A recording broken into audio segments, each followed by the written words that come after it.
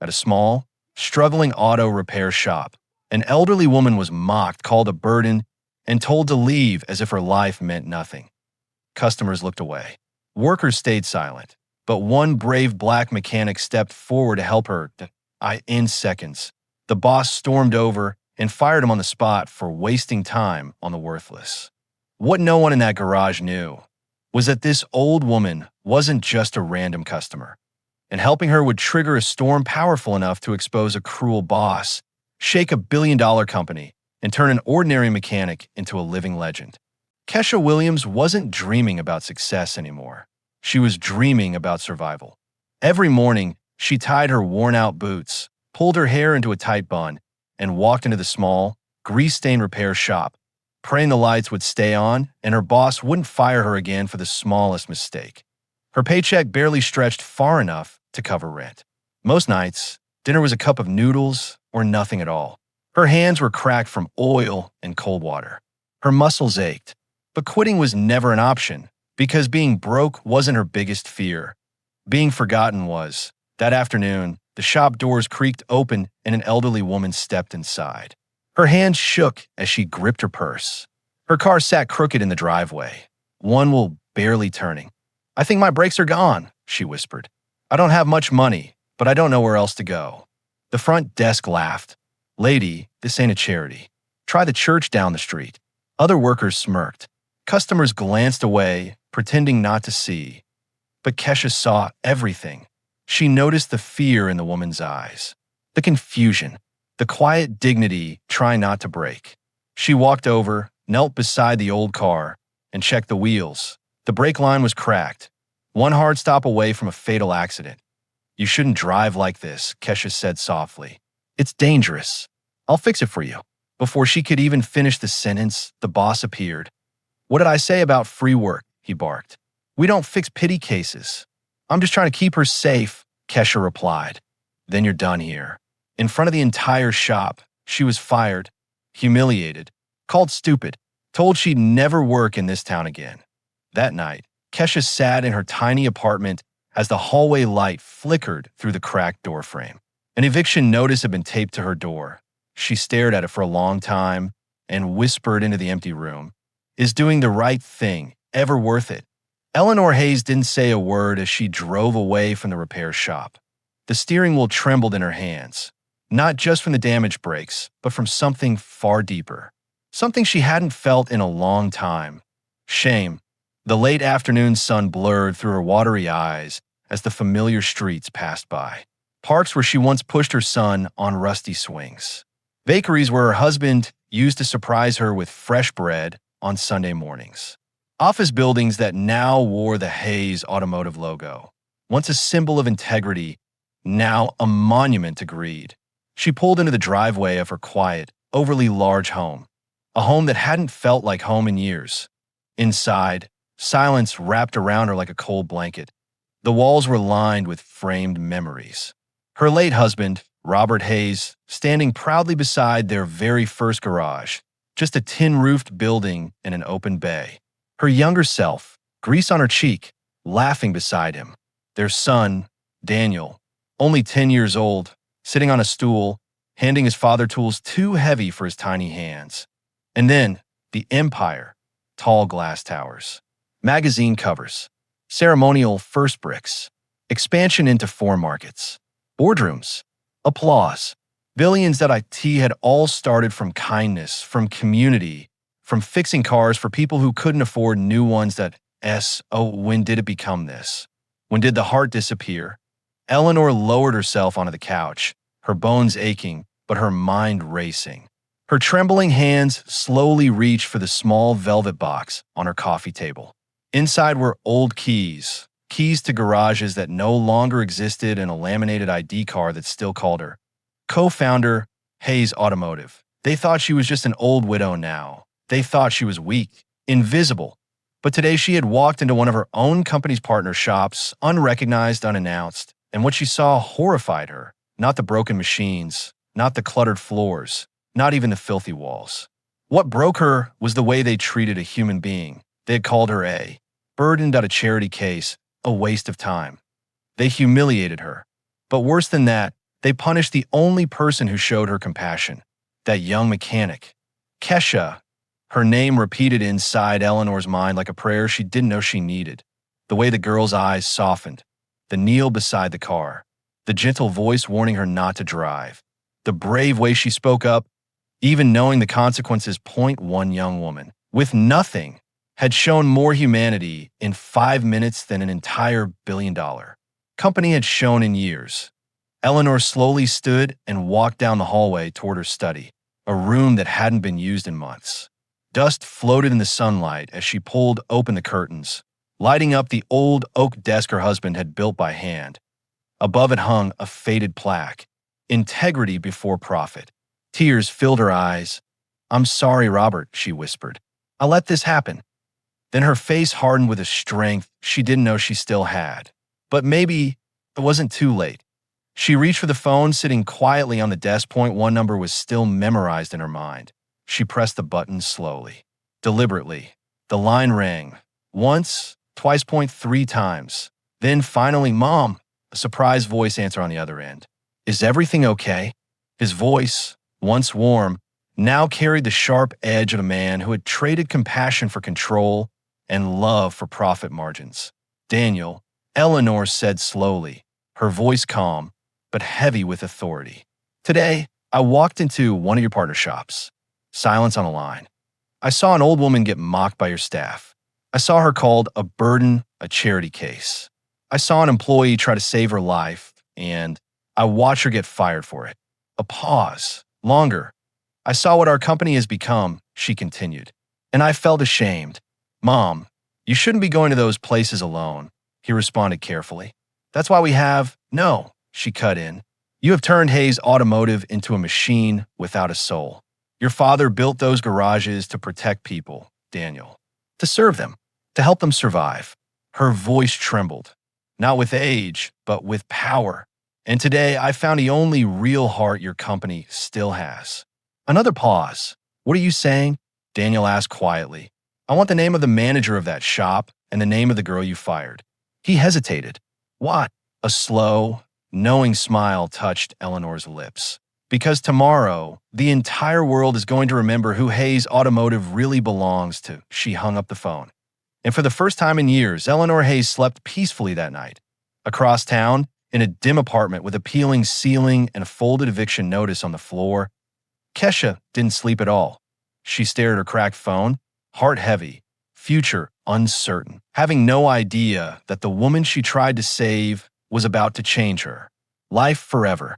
The sharp slam of his office door, the click of his polished shoes on concrete, the way the mechanics straightened their backs the moment he walked into a shop. Fear to him was respect. 1 week after Kesha's firing, he sat in his chair like a conquering king as the regional supervisor shook his hand with a smile. "You made the right call, Morrison," the man said. "That place was getting soft. We need strong leaders like you running more locations."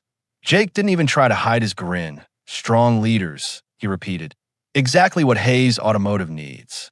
By the end of the month, his authority more than doubled. 3 additional partner shops were placed under his control. A bigger office, a bigger paycheck, a shiny new company truck parked out front like a trophy. And the story he loved to tell again and again was about the day he put a charity case in her place. She thought this was a soup kitchen. He laughed to a group of new trainees. "You give an inch, they'll take the whole damn building." The men around him chuckled, some uneasy, some entertained. The few women in the room stayed quiet, eyes fixed downward. "Rule number 1, Jay continued. No handouts, no sympathy. People like that, they don't deserve it. They're lucky we even let them step inside our shops." No one challenged him in 01, except the cameras. They were small, almost invisible, tucked into the corner of ceilings, hidden inside smoke detectors, disguised as electrical boxes, even embedded behind the small digital clocks hanging near the register. They didn't blink, they didn't miss a thing. Every sneer, every slur, every cruel joke, every illegal cash deal tucked into the drawer and off the books, recorded, tracked, time-stamped. While Jake celebrated his growing kingdom, Eleanor Hayes was building something else entirely at a reckoning. She sat in a private office high above the city inside Hayes Automotive Headquarters, surrounded not by executives, but by a discreet legal team and a tech investigator known for dismantling corrupt corporations piece by piece. The giant screen in front of them came to life. There was Jake, laughing, insulting a customer, threatening an immigrant worker with deportation, bragging about overcharging an elderly man for parts he didn't even replace. Then another clip, firing a single mother for arriving 2 minutes late. Then another. People like her belong on the street anyway. He spat. Not in my shop. Eleanor's hand trembled as she lowered it onto the desk. Pause that, she said quietly. The room froze. The image held on Jake's face, twisted into a cruel grin. That girl, Eleanor whispered. The one he fired for helping me. Yes, ma'am, the investigator replied. Her name is Kesha Williams. Graduated top of her technical class. No complaints. No warnings. Clean record. An exceptional worker. Where is she now? He hesitated. According to recent data, she's about to be evicted. Power was shut off yesterday morning. Eleanor closed her eyes, and in that moment, something inside her hardened into steel. Continue recording, she said. Every location, every word, every transaction. But Mrs. Hayes, one of the lawyers said carefully, exposing a senior manager like this will send shockwaves through your entire company. That, Eleanor replied firmly, is exactly the point. While the trap tightened, Jake grew even bolder. He strutted through the shops like a god among men. He belittled the quiet workers and flirted with the new girls from the front counter. He pocketed cash. He forged reports. He threatened to fire anyone who dared speak up. His power made him sloppy, and sloppy men never noticed shadows. One evening after closing, he stood alone in the main shop, the same one where Kesha had once knelt beside Eleanor's car. He kicked an old tire across the floor and smirked. That dumb girl thought she was a hero, he muttered to himself. Bet she's begging for change somewhere now. High above him, a lens silently zoomed in, catching every word. Across town, Kesha sat on her bare mattress in the near darkness of her apartment. The electricity was gone now. Cold crept through her thin clothes. As she stared at the empty room, she would soon have to leave. Her tools were stacked in a box beside the door. The only thing she still owned of value. The only part of her old life that hadn't been stripped away. She ran her fingers across the metal handles. I did the right thing, she whispered. I know I did. But doubt is loud in quiet rooms. And hunger is even louder. Her stomach twisted with pain as she curled up beneath a thin blanket. No phone calls. No job interviews. Only rejection letters and silence. She had no idea that at that very moment, powerful people in glass towers were saying her name. That her kindness had reached beyond that broken little shop. That her firing hadn't ended her story. IT had only marked the beginning of the fall of a monster. Back in his office, Jake poured himself a drink and leaned back in his chair. The city lights blinked outside his window like tiny stars he believed belonged to him. He raised his glass to the reflection of his own face. To power, he smirked. And to the stupid people who don't know how this world really works. He had no idea that the world was already watching, and the case against him was finally complete. While Jake Morrison climbed higher on a ladder built from fear and cruelty, Kesha Williams was learning how to survive at the bottom. The morning after her power was shut off, she stood in the hallway of her apartment building with a box in her arms, staring at the eviction notice now wrinkled from the damp air. The building smelled of mold and hopelessness.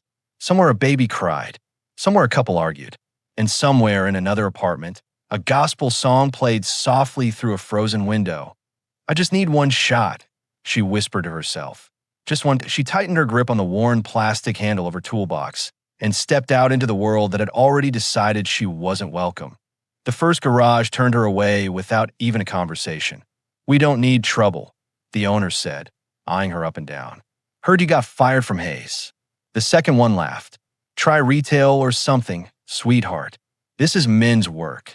The third simply closed the door in her face. By noon. The sun was burning hot above her head, and hope had turned heavy in her chest. Her stomach growled, but she ignored it. Hunger wasn't new. Humiliation Unfortunately, it wasn't either. IT was on the edge of town, past the big corporate shops and flashy signs, that she saw it. Carter's automotive family owned. Since 1970, for the building was old. The paint was faded. The driveway was cracked in half by an oak tree that had grown stubbornly through the concrete. But the windows were clean, and there were flowers and old oil cans by the front door. Kesha hesitated. Then she walked in that a bell rang above the door. The sound was soft, kind. Inside, the garage looked nothing like the brutal, gray shop she was used to. The walls were filled with handwritten thank you notes.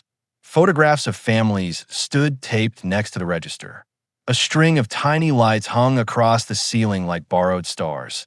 And behind the counter stood an older man with rough hands and gentle eyes. "Morning," he said.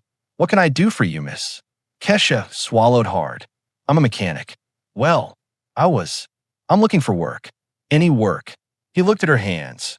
Noticed the calluses, the scars from hot metal, the familiar marks of someone who had spent years under hoods instead of behind desks. "What's your name?" he asked. "Kesha." "Kesha Williams." "And who taught you your trade?" "Kesha Williams." She hesitated, then answered calmly. "Life did. In a technical school that Hayes Automotive paid for before they decided they didn't like me anymore." A shadow crossed his face. "Why'd they let you go?" "I help an old woman fix her brakes for free because she couldn't afford it." He stared at her for a long, silent moment. Then, to her surprise, he smiled. "Well then," he said, reaching for a dirty rag to wipe his hands, "looks like you're exactly the kind of person I need."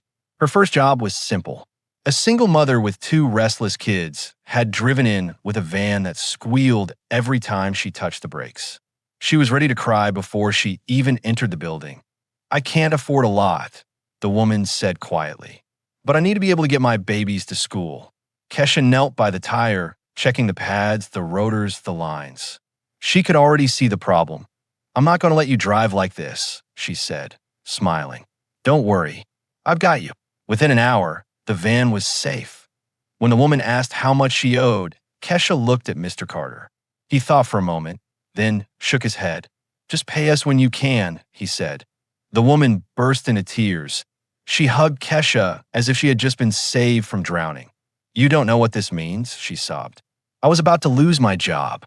"No, Kesha Guisperth. You're going to make it."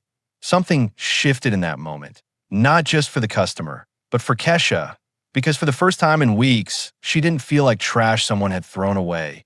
She felt like herself again. And word of her kindness spread like wildfire that a teenager came in with a beat-up truck that had once belonged to his father. An elderly man with arthritis needed help getting in and out of his car, a teacher with bald tires, and an empty wallet just wanted someone to be honest with her. And Kesha was, not just with her hands, but with her heart. She explained every fix. She showed them broken parts. She listened to their stories. She remembered their names. Slowly, something beautiful started happening. Carter's Automotive stopped being that old garage on the corner. It became a safe place, a place where people were treated with dignity, a place where trust lived again. People began lining up before they even opened. They brought coffee for Kesha, donuts for Mr. Carter. Handwritten notes filled another entire wall. "Thank you for making me feel human again. You saved my daughter's life. You treated my mother like she mattered." Every note was a small healing for the wound Hayes Automotive had cut into the community. And somewhere, high above the city, Eleanor Hayes watched. She saw the security footage from Carter's small cameras. She read the online reviews that called Kesha a guardian angel on grease-stained hands. She read posts from mothers, from teachers, from elderly men. "This young woman restored my faith in people," one wrote. "She didn't just fix my car. She fixed my heart." Eleanor pressed her fingertips against the screen. "That's her," she whispered. The same young woman who had chosen compassion over a paycheck. The same fearless heart Jake Morrison had thrown away. Behind Eleanor stood attorneys, public relations experts, board members who had returned to listen after months of silence. "She is winning the community without spending a single dollar," one of them said in awe. "And that," Eleanor replied softly, "is exactly how my husband built this empire." She turned from the screen. "Is everything in place?" she asked. "Yes, ma'am," her lead advisor answered. The evidence against Morrison is secured. The press is on standby. The board meeting is scheduled for Friday morning. Eleanor's eyes darkened with determination. Good, because Friday, the world is going to meet the real heart of Hayes Automotive again. She looked back at the image of Kesha on the screen, laughing as she high-fived a little boy who had been scared of the loud engines. She just thinks she was given a second chance, Eleanor whispered, but in truth, a gentle, knowing smile touched her lips. She's about to be given an entire legacy. Across town, Kesha locked up the small garage for the night. The sky burned orange and gold, and for the first time in a long time, she wasn't afraid of tomorrow.mr. Carter patted her shoulder. You brought life back to this place, girl. No, she replied softly. You gave me a place to stand again. She walked outside and breathed in the warm evening air, and she felt it. Something big was coming. She couldn't explain it, but somewhere in her chest, hope stirred stronger than it had ever been. Jake Morrison arrived at Hayes Automotive headquarters wearing his best suit. Dark, sharp, expensive. The kind of suit worn by men who believed the world owed them respect. He stepped out of his new company car and admired the reflection of the glass tower in front of him. 30 floors of steel and money. And now, all within his reach, he adjusted his cufflinks and smiled. This is it, he thought. The reward stage. Inside the lobby, cameras flashed. Voices echoed. Employees whispered when they saw him walk past. He lifted his chin higher. Applause was coming. He was sure of it, but something felt off. The elevator doors opened to the executive level, and the chilly silence struck him like ice water. The long hallway was lined with faces he didn't recognize. Lawyers, board members he had only seen in photos, and reporters gripping notebooks with hungry hands. At the end of the corridor, the boardroom door stood open, and standing at the head of the table was Eleanor Hayes, straight-backed, sharp-eyed, powerful. The woman he had dismissed as worthless, the woman he had helped humiliate, his breath caught. Mrs. Hayes, you fired the wrong person, Mr. Morrison, she replied coolly. Then she gestured toward the other end of the room. You fired her too. Jake's eyes followed her hand. There stood Kesha Williams, not in a greasy uniform, but in a clean, elegant blazer. Her posture calm, her gaze steady, unbreakable. For a moment, the world tilted. What is this? Jake snapped.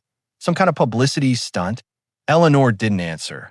She simply nodded toward the massive screen stretched across the far wall. Play it. The lights dimmed, and then Jake faced himself. His own voice echoed through the boardroom. She doesn't deserve to be here. People like her belong on the street. You give them one chance, and they destroy everything. The footage rolled on, his insults, his threats, his illegal deals, his laughter at the suffering of others. Every word, every moment, every crime, broadcast not only to the board, but to the entire world watching live. Sweat rolled down his forehead. Turn this off, he shouted. This is out of context. No, Eleanor said firmly. This is the context you try to hide. The board members shifted in their seats, faces drained of color. Reporters scribbled furiously. Jake stepped back, panic replacing pride in his eyes. You can't do this to me, he stammered. I built those shops. You poisoned them. Eleanor replied, her voice like iron. And today we clean the air. She turned to the board members. I am retaking full authority over Hayes Automotive, effective immediately. Every location under Morrison's control will undergo restructuring. And there's only one person I trust to lead that change. Her eyes moved to Kesha, the same girl who had once been fired for kindness. Kesha Williams, Eleanor said, will step in as Director of Community Repair and Ethics, overseeing training, employee conduct, and service standards across the company. A hushed shock filled the room. Jake froze. The woman he had destroyed was now being elevated above him. This company was built on compassion, Eleanor continued. From this moment forward, those who carry our name will serve people, not profit. She looked straight at Jake. And for you, Mr. Morrison, termination is only the beginning. 2 security officers stepped forward as his face drained pale. You made me a legend, Kesha said quietly, her voice steady but soft. Not the kind you wanted, but the kind the world needed. He tried to speak at An O sound came out that as he was escorted away. The cameras followed, capturing the fall of a predator who thought he was untouchable. Eleanor turned to Kesha one last time. Are you ready to rebuild what he tried to destroy? Kesha thought of the old woman in the shop, the eviction notice at Carter's garage, the family she had helped, and she nodded. Compassion first, she said. Eleanor smiled. Always. Outside, the doors of Hayes Automotive opened to the press, to the people, to a new beginning. And somewhere, a small girl looked up at a screen and saw a young black mechanic standing strong and proud and realized, kindness isn't weakness, that IT is power. Kesha Williams never tried to be a hero. She simply chose not to look away when someone was in pain. And that single moment of compassion stopped a man's cruelty, shook a powerful corporation, and restored dignity to countless unheard voices. That IT was just one decision, point one brave act, point one quiet soul who refused to break. That SO when life places you at a crossroads, when doing the right thing feels risky, when kindness seems too small to matter. Remember this. You may never know who is watching. You may never see the ripple you create. But goodness is never wasted. And sometimes the world is simply waiting for someone like you to be brave enough to care.